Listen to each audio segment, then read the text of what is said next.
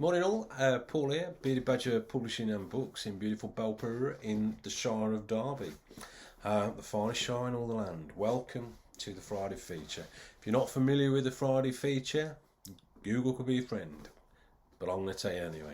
It's basically me waffling on about books. I do it every day, but on a Friday I do it in front of a camera. So let's crack on, shall we? First book is a book I'm reading at the moment. I've had it in the shop for a couple of months probably now, copies of this, but I've just got around to reading it, and it is brilliant. Really enjoying it, and it is the Dig Street Festival by Chris Walsh, published by the lovely Louise Walters Books, £8.99 that one. Great book. Follows set in a fictional part of London, Leytonstone. And it's three key protagonists, all pretty hapless sort of characters. Two of them working in a bit of a dead end sort of, job, being treated like, something you find on the bottom of your shoe. They all live in the same building owned by Mr. Kapoor, who is another scrupulous character. And basically what kind of happens is that all of a sudden they come into money, or one of the main characters comes into some money, gets it down, and then I won't spoil that before you, but comes in some money, can't quite believe his lucks, have got no money, lost his job at this point, and decide to organise a festival. Well, that's as far as I've got in the book at the moment, so I'm reading it at the moment, as I say. So, and I'm absolutely enjoying it. It's just absolute chaos ensues, and there's one scene in the job centre. It's just had me in absolute stitches, and it's very much reminds me of, like, and I've mentioned this on Twitter the other day, backed in sort of idea of the carnivalist, where hierarchy's blown out the water and this chaos ensues, and that just becomes the norm, and that's what's happening in this book a little bit, and I'm really enjoying it. So if you're looking for something that's going to take you away, it's set in obviously a fictional place, but it kind of feels like you probably know where we're on about these sort of places that are going through the sort of regeneration or gentrification area. So yeah, definitely get on that one. It's a really good. Louise is a great publisher as well. I can't speak highly enough of Louise, and this is the second one of her books. I read one of the other books, Sweep of the Bay, Kath Barton, which was a wonderful novella. I read that earlier in the year. So yeah, get on this one. Dig Street Festival, Chris Walsh, £8.99, Louise Walters Books. Next book I'm going to talk about is a book I haven't read, but it's coming today into the shop. Coming yesterday, and that's this one, Nina Simone's Gun by Warren Ellis. Now, if you're not familiar with who Warren Ellis is, he's basically the musical partner, if you like, of Nick Cave, as in Nick Cave and the Bad Seeds, and he's a fantastic classical trained musician. He's written film scores. He's a wonderful musician. And this book kind of centres around, back in 1999, Nick Cave was asked to curate the Meltdown Festival in London. And as part of that, he got Nina Simone to play. And she chewed on a gum, popped a gum on the side, and Warren snaffled it up, kept it. Then fast forward 20 years, and Nick Cave did a exhibition, Stranger Than Kindness, I think it's called, which I think was in Copenhagen, but I might be wrong on that. I'm pretty sure it was actually. And this was one of the exhibits. So the book's sort of centering around how something that's disposable, meaningless, or can actually become a conversation point, become a point of friendships developing, creative relationships developing, and it's all about that and the artistic process. Now, if he writes words as well as he writes music, this is going to be an absolute stonking book. So I'm going to have a go at reading that myself pretty soon, as I can find the time.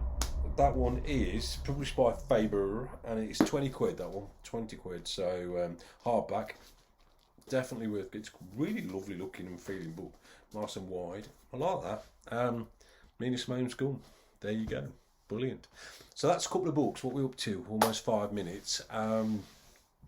What I really want to talk to you about is today we've opened for pre-orders on our next novel, which is Step Forward, Harry Salt by the marvellous Ross Lowe, who is a Derby writer based in Berlin at the moment. We've opened today. It's £10. At the moment, we're only posting to UK. There's still a lot of issues around, shipping overseas and stuff like that. Hopefully that'll get resolved soon, and we can open it up a bit further. But it's £10, postage free. The book itself is fantastic. It follows the fortunes of Harry Salt, who's a bit of a hapless chap, rides around on a clapped out scooter. As in motor scooter, not one of the kiddie scooters. Well, he could do, I don't know. And he basically goes to work for the government, and they seem to know a little bit about Harry. He knows nothing about them. All these strange things are happening. And I'll read the blurb, actually. It's probably the best way to do it. So, something strange is afoot in the Derbyshire hills. But what does that mean for Harry Salt?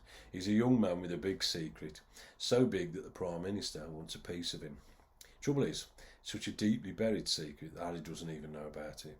When he starts his new job at the Ministry of People, as the anxious UK prepares for the change, things steadily get more strange and frightening. Dreams filled with painful memories, snarling black dogs, endless ham baguettes, a 900-year-old Starsky and Hutch addict, murderous lollipop ladies, and milkmen that bite. Yeah, something's definitely up. It's time to step forward, Harry Salt. And that's what we've got on the cover there. I don't know if you can see it. There's Mr. Salt himself. But it's set in Derbyshire. There's the black dogs there. And then this is Chesterfield Spire. Genius bit of cover design there by our good friend Mr. Matt Oakley at Mojo Creative, who, if you're in the business of getting some covers designed, that's a good place to start. So yeah, we're open for pre-orders on that today. Please, please, please. Can't tell you how important pre-orders are for a small press like us. We've had no funding or anything. It's all self-funded at the moment. And so really every penny that we get in pre-orders makes a massive difference in terms of us being able to print, basically, print copies. It makes a massive difference. So, please, if you enjoyed Flamingo, I think you'll enjoy Harry Salt. So please, pre-order if you can. Don't worry if you can't. Do what you can, can't you? We've also got, we should have had them back this week, but it looks like being next week now, 3 books back from print, maybe even 4 next week. So we've got 3 poetry pamphlets, and we've got Drew's follow-up to, or accompanying piece to Flamingo, which is called You. So I'll talk more about them next week when I've got them in front of me. But I say they're slightly laid back from print for one reason or another. But they should be on their way, and hopefully they'll drop. They may drop through the door today. Who knows? So yeah, that's what we've got going on. Harry Salt pre-orders open. Got some stuff coming back from print. We did a lovely little event last Sunday. That went really, really nicely, actually, at Sankara Imports here in Belper as part of the Arts Trail. We had Becky Deans, Sonia Burns and Anita Jackson come down, did a reading from there. Well, in Becky's case, it's already been published. In Anita and Sonia's case, soon to be published poetry chapbooks. Went down really well. They all did fantastically brilliant, and they're brilliant poets anyway. Anita's first time ever reading her work out loud.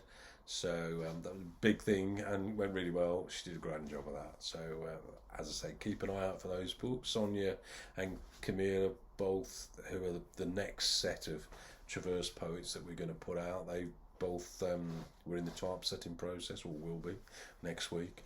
So yeah, loads happening on the publishing side of things, really. Really exciting stuff. And hopefully we'll have a good sort of last sort of 4 months of the year, 3 months of the year, because summer's been quiet, generally retail, generally across the patch. So fingers crossed we'll do all right. So that's it, really. As I say, quick recap. Harry Salt, I'd love you to buy that, obviously. Warren Ellis, Nina Simone's Gum, sounds brilliant. Get on that one.